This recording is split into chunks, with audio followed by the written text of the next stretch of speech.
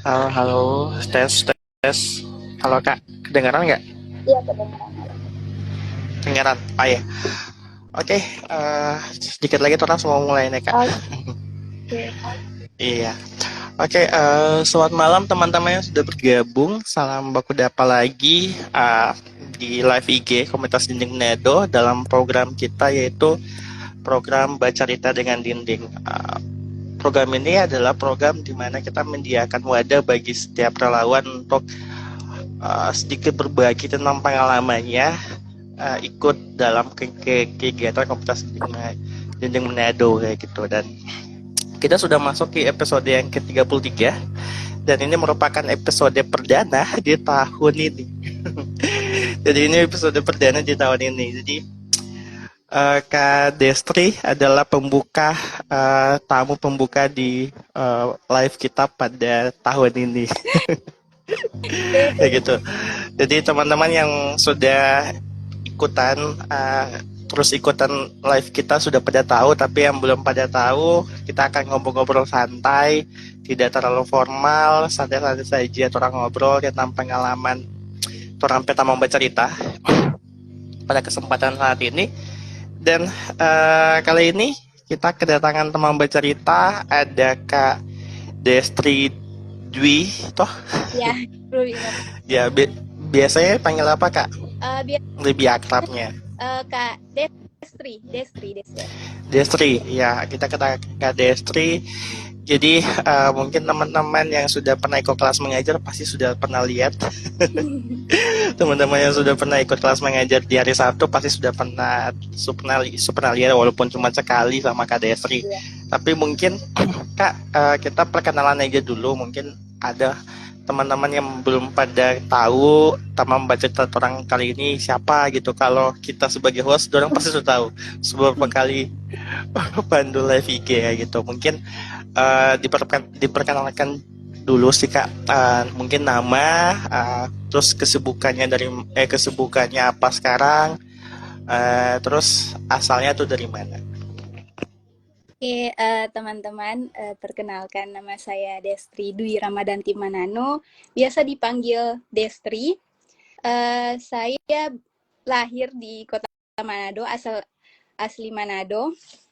Terus kesibukannya sekarang kuliah jurusan manajemen Universitas Samratulangi. Oh, jadi Kak Des ini adalah mahasiswa Unsrat. Ya. Kalau boleh tahu, udah semester berapa Kak ini kalau boleh mau spill? Ini udah semester 6. Oh, berarti sedikit lagi, kurang lebih 1 tahun lagi ya. Aduh. Selesai tahun depan. Amin. Ya teman-teman, kita akan ngobrol bagaimana Kak Desri bisa join komunitas dinding sama bagaimana pengalaman Kak Desri. Kak, mungkin sebelum kita orang bercerita soal pengalaman Kak Desri di komunitas dinding, mungkin awal-awal itu pengen tahu dulu sih, kita pengen tahu atau teman-teman pengen tahu gimana ceritanya Kak Destri pertama kali tahu komunitas dinding Manado dan ikut kegiatan kelas mengajar. Itu gimana ceritanya tuh? Awalnya tuh dari teman. Jadi ini dari mulut ke mulut, Kak. Teman saya Amalia Lihawa, dia ngechat saya mau nggak ikut relawan, soalnya waktu itu pun lagi nganggur. Terus aku sering lihat-lihat beasiswa, di situ ada kayak kegiatan relawan di beasiswa untuk kayak ke Lombok, ke apa. Jadi dia tahu aku suka ikut kegiatan kayak gitu.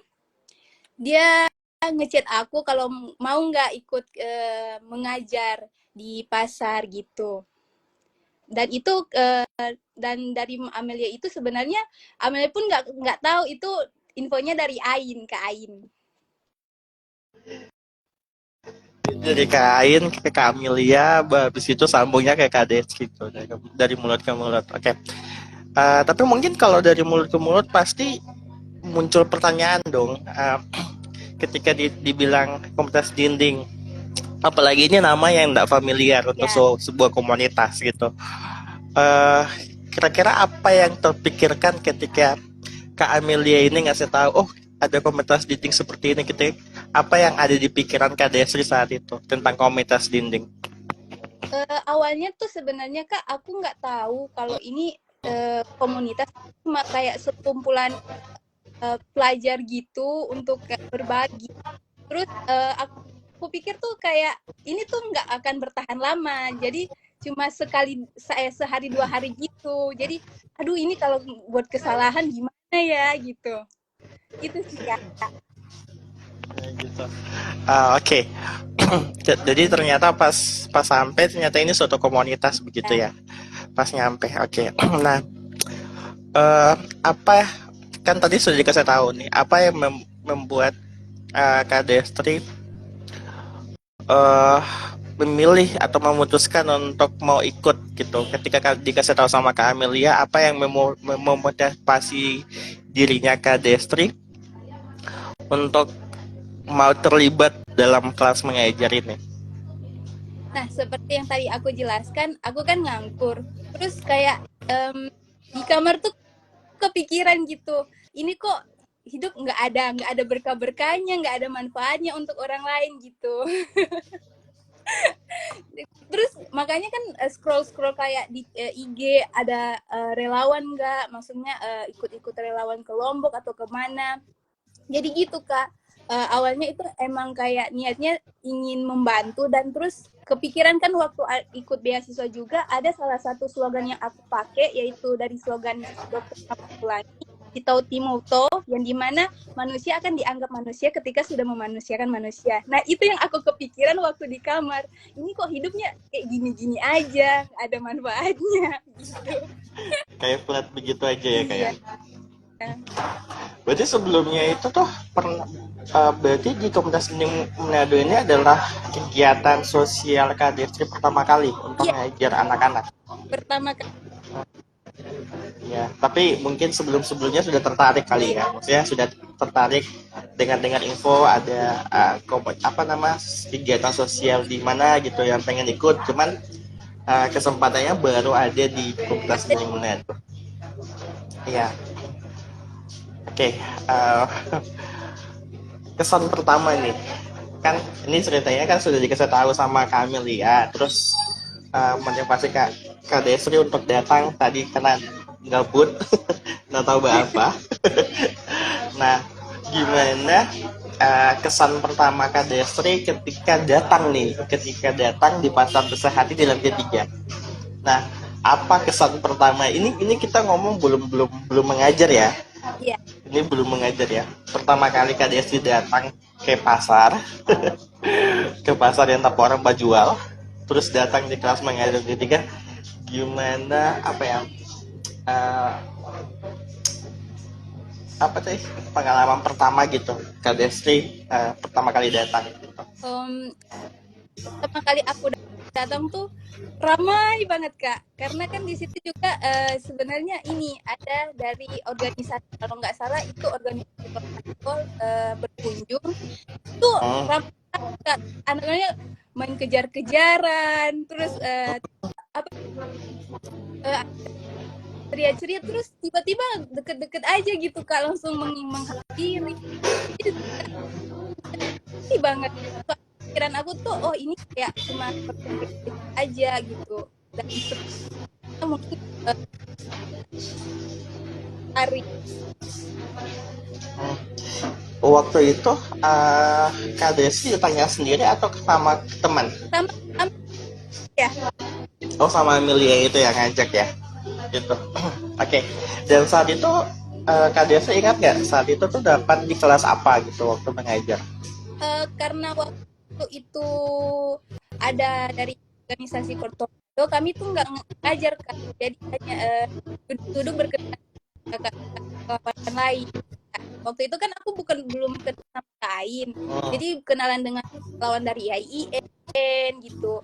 Baru ada yang lupa namanya, dia tuh yang bilang nanti kamu kalian ngajar ya, tapi nanti aktivitas untuk ngajar biasa kayak gini nanti minggu depan, soalnya ada tamu gitu.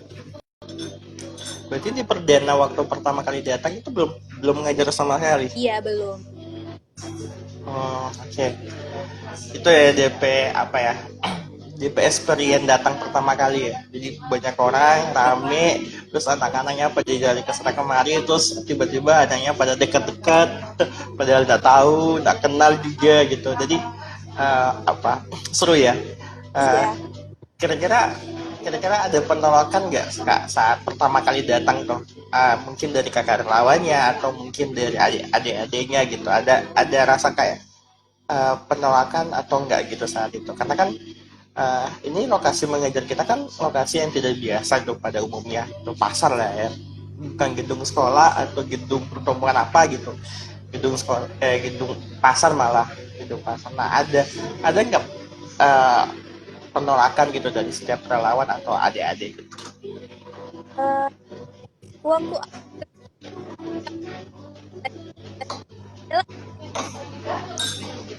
jadi pas aku datang tuh dia ngobrol sama Kak Ain, baru itu yang eh, terus waktu pertama kan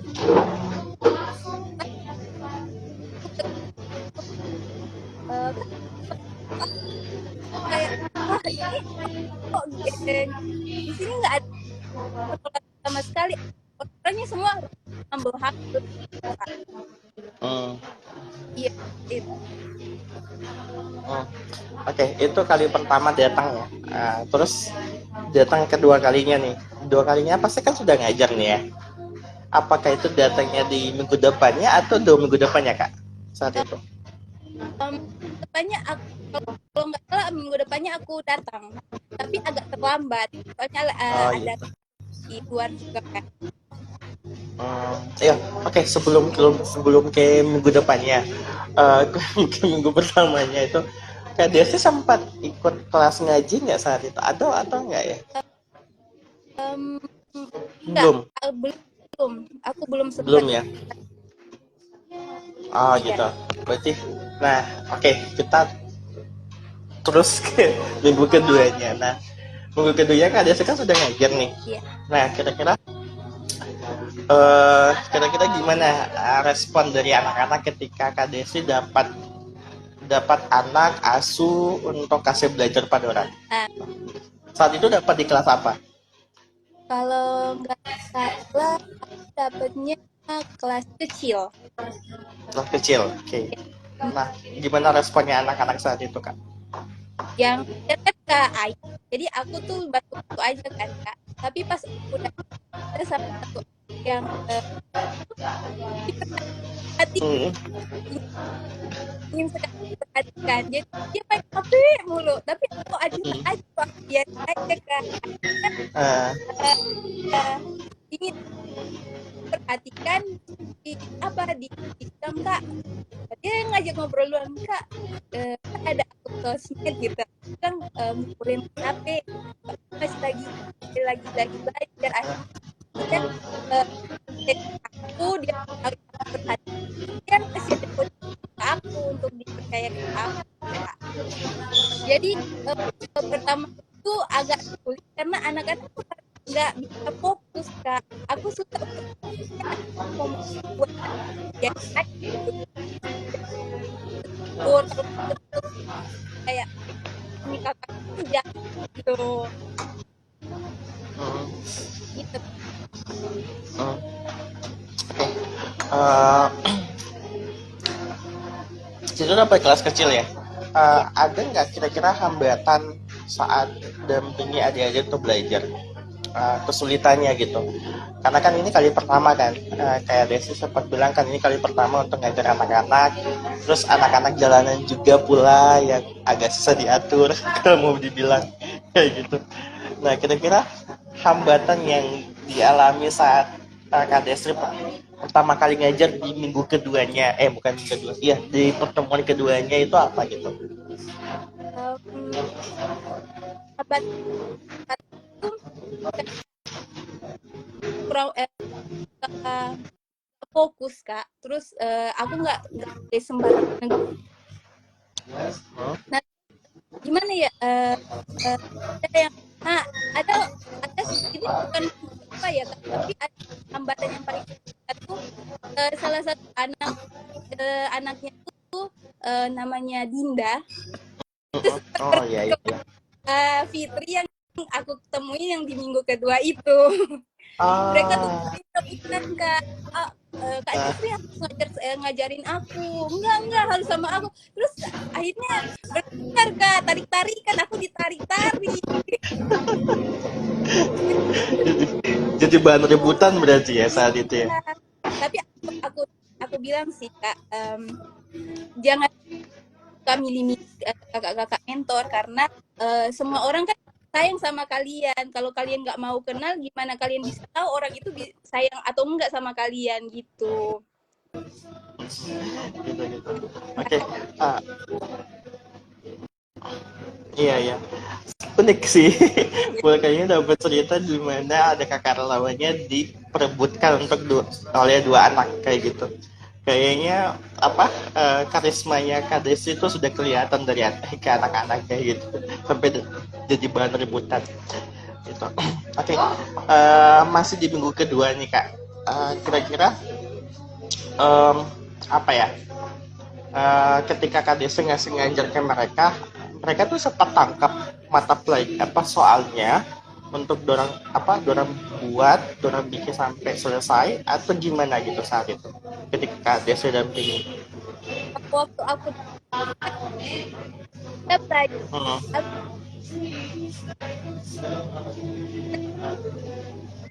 kayak oh nggak mau ah, pengen belajar tuh. Tapi kita satu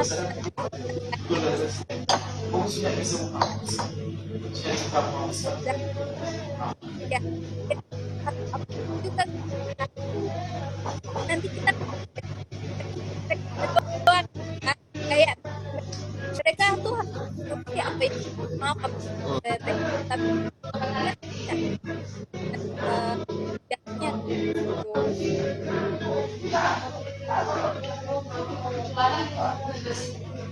Iya iya iya. Oke,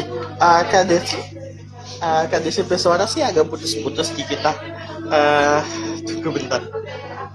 Suaranya kita jelas ya? Iya kak, jelas. Iya. Saya kalau agak cepat sih agak putus-putus.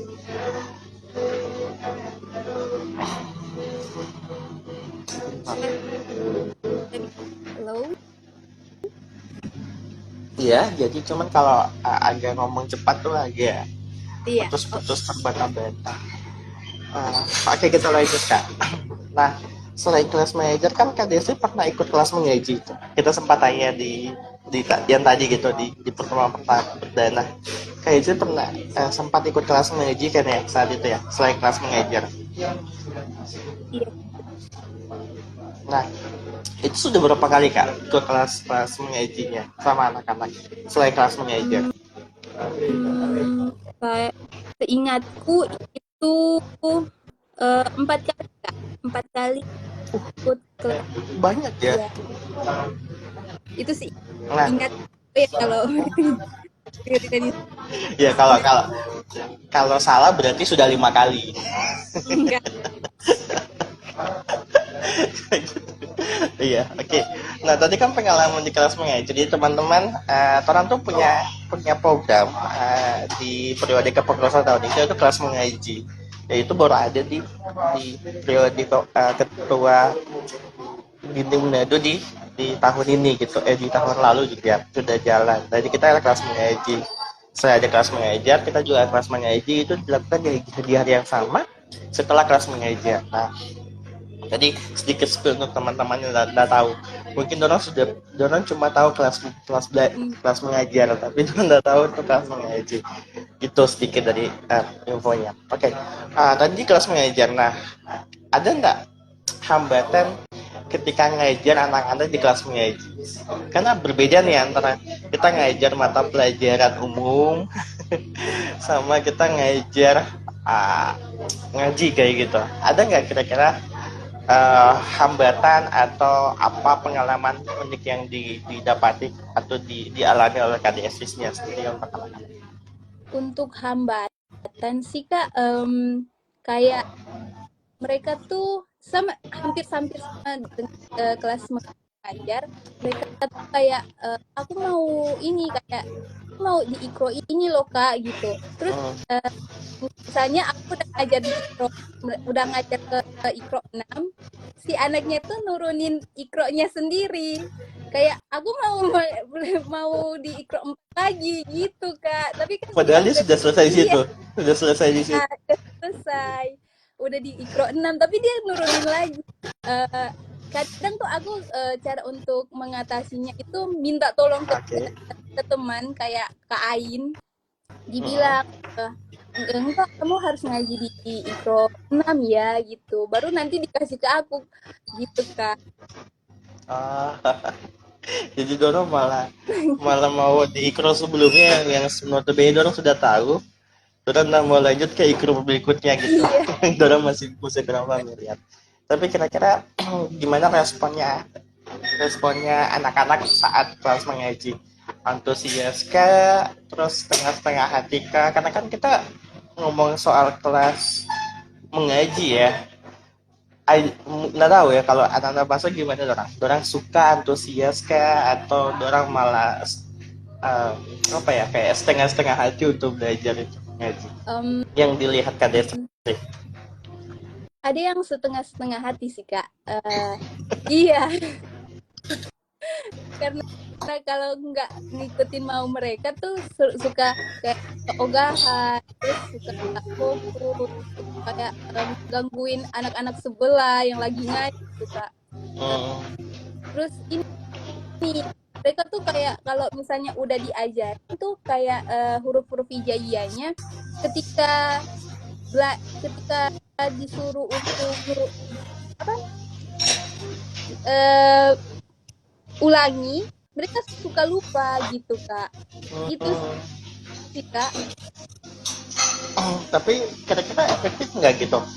Kalau kelas ngajinya itu kita cuma adain selama seminggu sekali gitu untuk anak-anak. Kira-kira efektif nggak itu? Ini juga sebagai bahan evaluasi ya sama teman-teman pengurus juga. Kira-kira itu efektif nggak gitu kalau kita hanya lakukan seminggu sekali atau mungkin kita harus tambahkan seminggu berapa kali kayak Oh, gitu? Gimana? Atau sudah memang bagus gitu? kalau menurut aku udah bagus kalau misalnya misalnya kan kan waktu itu kelas mengajar kan hari Sabtu, terus kelas Yap. mengajarnya Minggu. Nah itu Hmm, kadangnya nggak mau datang Kak kalau hari Minggu. Makanya sama Kak Ain mungkin disaranin eh, dan menurut aku cukup efektif Kak karena anak-anak setelah mengajar di atas mereka pindah ke bawah itu lumayan banyak dibandingkan kayak belajar pada hari Minggu mereka tuh sedikit banget bahkan cuma dihitung sama jari Kak kalau kehidupan hari Minggu ya. dia. Hmm, berarti efektifnya itu kalau kita dibikin di hari yang sama di kelas mengajar. Jadi setelah kelas mengajar langsung sambung sama kelas mengaji ya itu lebih bahkan itu lebih banyak anak-anak yang ikut kayak gitu ya. Ya. Untuk tim pengajarnya di kelas mengaji itu ada beberapa orang kak. Ada berapa orang setiap kali kelas mengaji yang kak pernah ikut? Um, orang-orang kalau ganti jadi Hmm. uh, kalau seingatku ada mungkin sekitaran 5 orang ada yang hadir. Cuma Oke. Okay. kalau misalnya kendala kayak cuaca itu cuma sedikit kayak 2 orang. Tapi itu ya sedikit efektif gitu ya kayak. Iya, Maksudnya walaupun sedikit tapi bisa dikondisikan gitu. iya. Ya, oke. Okay. Pertanyaan selanjutnya. Karena 4 kali ikut kelas mengaji, berarti kurang lebih 4 kali juga ikut kelas mengajar, kurang lebih ya gitu. Nah, selain karena ada nggak motivasi ya apa ya? Ya motivasi diri selain pertama kali dapatkan gabut di rumah. Apa yang melatar belakangnya atau alasan apa yang membuat Kak Deswin bisa terus bertahan uh, 4 kali, bahkan sampai sekarang dan akan seterusnya. Apa sih yang memotivasi Kak Desi sendiri untuk mau terlibat terus dalam kegiatan komunitas dinding mengajar di kelas mengajar maupun kelas mengaji? Oke. Nah, yang membuat aku bertahan itu alasan pertama itu kayak aku ingin memanusiakan manusia pertama. Ya, oke. Tuh, Yang tuh. kedua itu eh, dimana ketika aku datang kakak-kakaknya Oh, terbuka kayak bukan kayak kalau ada suatu kelompok itu mereka tuh ada sistem yang lu orang baru lu harus hormat sama gue yang orang lama. Tapi di sini jadi bener-bener terbuka layak kayak merangkul sesama seperti keluarga gitu. Terus anak-anaknya itu suka meluk-meluk kak, sedangkan kan orangnya suka meluk-meluk orang kan kak. Jadi kayak ya, ya. ketemu sama mereka beban pikirannya tuh langsung plong aja gitu. Mungkin terdengar bohong tapi emang seperti itu ketika punya beban pikiran ke kelas ataupun mengaji tiba-tiba tuh hati itu senang aja gitu, senang lihat mereka gitu. Itu Gitu ya. sih. Oke. Sip, sip, sip, sip. Oke.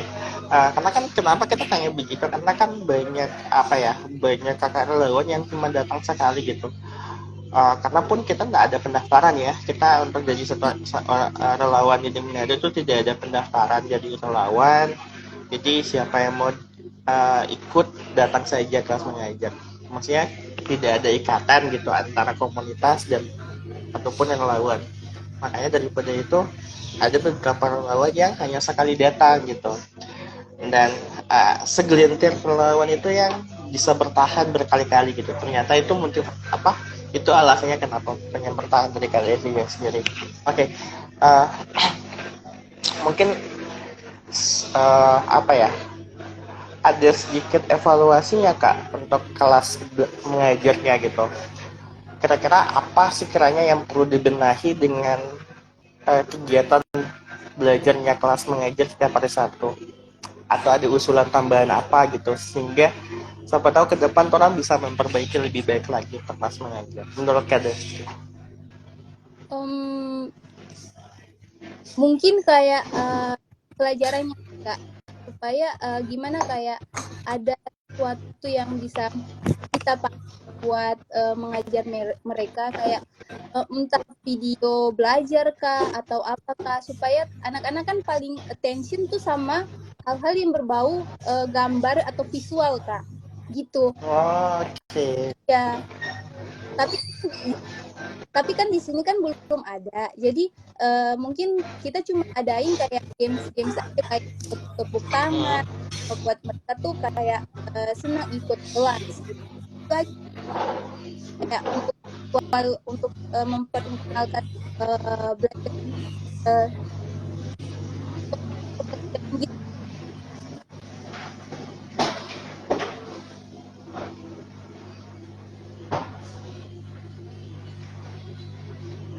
Oke. Tunggu Kak. Oke. Agak hilang, agak patah-patah. Iya, agak putus sedikit. Tapi tangkap sih. Jadi kayaknya harus ada bahan yang audio visual, mungkin dalam bentuk video yang mungkin mudah dorang tangkap dan dorang tidak bosan gitu sekedar hanya lihat soal-soal dalam bentuk tulisan gitu. Kayaknya bisa sih dikondisikan, maksudnya kita bisa bawa pakai laptop, kita siapkan bahan yang visual yang bergerak mungkin untuk orang bisa belajar lebih bagus lagi dan lebih baik lagi gitu kayak gitu. Oke. Mungkin beberapa pertanyaan terakhir. Nah, ini mungkin pertanyaan yang selalu kita tanyakan ke setiap relawan. Gimana pentingnya pendidikan bagi generasi muda? Nah kan banyak sih anak-anak yang pada malas untuk belajar, bahkan ada yang malas untuk sekolah sekalipun orang pun mampu, maksudnya orang tuanya mampu untuk memberikan pendidikan bagi anaknya, tapi anaknya itu malas untuk bersekolah. Nah menurut Kak Desnya sendiri, seberapa penting sih pendidikan itu bagi orang sebagai generasi muda yang sekarang masih ada di tahap uh, apa ya, berproses dalam dunia pendidikan kayak gitu. Seberapa pentingnya pendidikan? Oke, kalau ini menurut pandangan manajemen aku ya, Yep, Kak. siap. Siap. Jadi kalau pendidikan itu penting karena itu langkah awal untuk menekan kemiskinan, Kak. Jadi dengan seseorang berpendidikan akan memiliki peluang yang besar untuk meningkatkan kualitas hidupnya. Juga kalau ini tidak tentang akademis, pendidikan itu sesuatu yang bisa untuk pembentukan karakter seseorang, di mana orang pendidikan adalah tempat pertama anak seseorang untuk menumbuhkan jiwa kepemimpinan, jiwa bertanggung jawab, terus bekerja sama. Itu sih, Kak. Kenapa pendidikan Oke, itu good, good, good.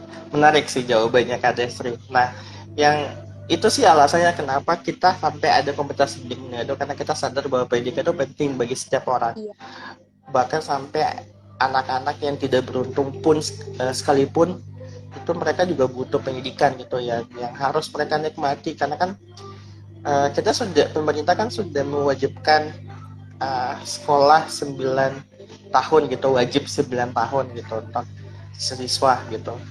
Dan sayang sayang sekali kalau tidak dinikmati bagi anak-anak yang kurang beruntung. Nah, siapa yang membuka jalur itu ya kita sebagai generasi muda, sebagai anak muda yang beruntung menikmati pendidikan untuk bisa membagikan sedikit apa yang menjadi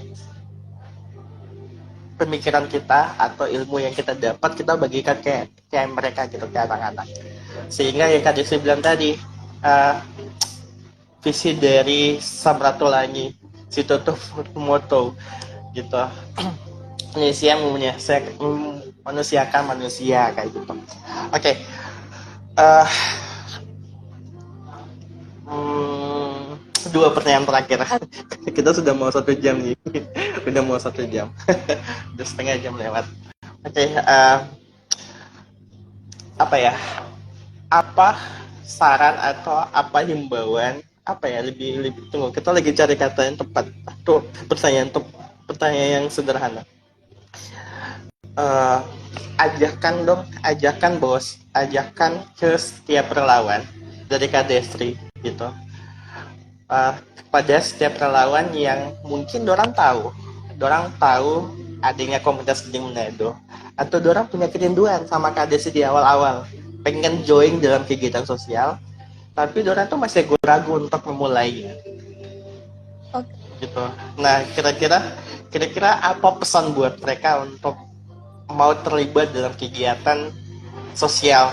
Dia terlepas dalam komunitas ini ya, terlepas dari komunitas apa saja, intinya kegiatan sosial yang orang bisa terlibat gitu. Apa sih motivasi yang bisa Kak Desi berikan bagi relawan-relawan yang di luar sana gitu? Oke. Untuk teman-teman pemuda-pemudi yang ada di luar sana yang masih takut sama cemas untuk ikut kegiatan sosial, aku ingin mengatakan bahwa langkah kecil yang kalian buat akan berdampak besar untuk dunia. Jadi ayolah teman-teman melangkah untuk bisa memberikan warna positif pada dunia ini, gitu kan? Tuh, setuju. Kata yang sederhana, singkat, nggak terlalu panjang tapi menusuk di hati sih. Ya setuju sih, langkah kecil itu akan mempengaruhi dunia. Sama halnya tuh, setiap impian setiap anak muda adalah kita pengen merubah dunia. Nah, caranya adalah ya kita rubah sekeliling kita dulu gitu, orang yang kita bisa jangkau. Dari situ kita bisa mengubah dunia. Dan kita setuju sih, kita selagi masih muda, selagi masih punya banyak kesempatan untuk bisa berbuat lebih bagi orang yang membutuhkan, kenapa tidak gitu. Sama halnya kita selalu bilang ke teman-teman relawan bahwa kalau bukan kita yang melakukan ini ya siapa lagi. Iya. Dan kalau bukan sekarang ya harus kapan kita memulainya gitu, karena kita mau menghindar sampai kapanpun kita menghindar, ketika kita mulai, kita akan mulai di tahap yang sama ketika kita memilih untuk mulai sekarang. Jadi keputusannya kita mau mulai sekarang apa kita memulai nanti, karena prosesnya akan sama dari nol lagi gitu untuk memulai sesuatu. Kayak Kak Desi bilang tadi bahwa pertama kali itu datang seperti apa kayak gitu ya, gitu ya kita akan merasakan di awal. Nah, kuncinya kita mau mulai sekarang atau nanti kayak gitu. Oke, ini pertanyaan terakhir Kak Destri sebelum orang tutup orang live. Nah, ini pertanyaan pamungkas yang selalu kita tanyakan di setiap kakak relawan. Kalau Kak Desi sempat lihat-lihat postingan live IG itu pasti tahu. Jadi kan ini akan kita posting gitu di IG, bahkan di YouTube Dinding Manado. Jadi teman-teman yang enggak sempat ikut dari awal pertama kali kita ngobrol, nanti bisa lihat di postingan Dinding atau nanti bisa lihat di YouTube gitu. Ini akan kita posting ya Kak Desri, mohon izin. Oke. Dan ini akan menjadi jejak digitalnya Kak Desri secara tidak langsung gitu di internet gitu, dan akan selalu ada. Nah, semisalnya nih di 5 tahun mendatang seorang Destri dia melihat video live kita ini gitu. Nah, kira-kira apa pesan yang Kak Destri mau sampaikan kepada Kak Destri yang 5 tahun mendatang yang akan nonton video ini gitu. Jadi Kak Destri seakan-akan berbicara dengan Kak Destri 5 tahun mendatang gitu. Kira-kira apa pesan yang mau disampaikan bagi Destri 5 tahun mendatang dari Destri yang sekarang? Okay. Halo Destri dari masa depan. Aku cuma mau bilang segala keputusan yang telah diambil, segala apa yang telah dibuat, segala langkah yang tantangan yang telah diambil itu adalah bagian dari proses. Jadi untuk kamu bertumbuh, kamu harus melalui proses itu, dan itu akan membuat kamu menjadi kuat, hebat, dan seperti Destri yang sekarang yang kamu lihat sekarang gitu. Terus terima segala kegagalan yang ada, karena itu bagian yang tidak akan terpisahkan dari pertumbuhan. Terus jangan pernah takut untuk keluar dari zona nyaman. Dan ketika kamu sudah melenceng dari jalan yang telah ditetapkan, ingat pada prinsip awal yang sudah kamu buat gitu. Untuk 5 tahun mendatang, aku harap kamu tetap menjadi Destri yang seperti sekarang, yang ingin menjadi inspirasi untuk orang lain, ingin berbagi pengalaman dengan orang lain, ingin membantu orang lain, dan meninggalkan dampak positif bagi orang lain. Jangan pernah lupa untuk bersyukur setiap pencapaian telah didapat. Dan yang terakhir, ketika kamu sudah mulai sibuk akan dunia, ingat untuk meluangkan waktu untuk keluarga, orang-orang yang mencintai kamu, yang menyayangi kamu. Itu aja sih. Keren sih, keren. Kita sih bisa jamin sih Destri 5 tahun mendatang yang ketika dia nonton itu dia akan merasa bangga tuh melihat kita yang 5 tahun lalu tuh bisa ngomong kayak gini gitu. Oke, terima kasih Kak Destri untuk sering-seringnya, terima kasih untuk berbaginya, bagi pengalaman. Sekali lagi terima kasih untuk pemberian dirinya untuk bisa terlibat dalam komunitas Dinding Manado di kelas mengajar maupun kelas mengaji. Dan semoga bisa terus bertahan Kak, karena kalau bukan orang mau kasih itu ke siapa gitu. Selagi orang tuh masih bisa melakukan hal yang baik kepada orang yang membutuhkan, ya nggak salah gitu. Dan semoga tetap bertahan, dan semoga banyak teman-teman relawan yang mau ikut. Ayo lakukan hal yang positif, hal yang terbaik yang bisa tolong lakukan, yang kalian sempat bilang tadi terakhir, jadi orang yang berguna juga. Dan selagi terima kasih Kak Destri untuk sering-seringnya. Diingatkan lagi teman-teman, besok kita ada kelas mengajar seperti luar biasanya, dan kelas mengaji juga di hari Sabtu besok jam 1 untuk kelas belajar, kelas mengajarnya, dan jam 3 atau jam 4 untuk kelas mengajinya. Jadi teman-teman mau ikut kelas mengajar boleh, atau mau ikut kelas mengaji saja juga boleh.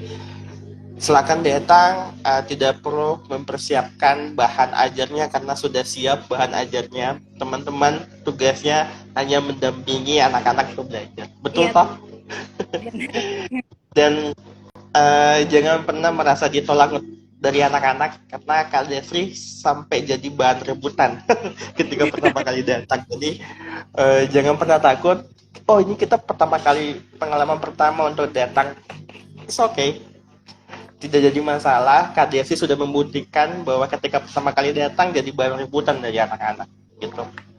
Jadi teman-teman hanya datang untuk mendampingi adik untuk belajar. Sampai ketemu besok, dan sampai ketemu di live IG minggu depan ya, di hari Jumat juga, dengan teman-teman baca cerita yang berbeda, dengan pengalaman juga yang berbeda. Oke. Sekali lagi terima kasih Kak Destri. Terima kasih Kak Vito. Terima kasih untuk waktunya, terima kasih sudah meluangkan waktu untuk mau berbagi gitu. Dan terima kasih buat teman-teman yang sudah menyaksikan.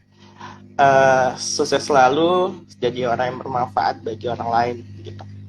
Oke, selamat malam semuanya. Terima kasih Kak. Terima kasih.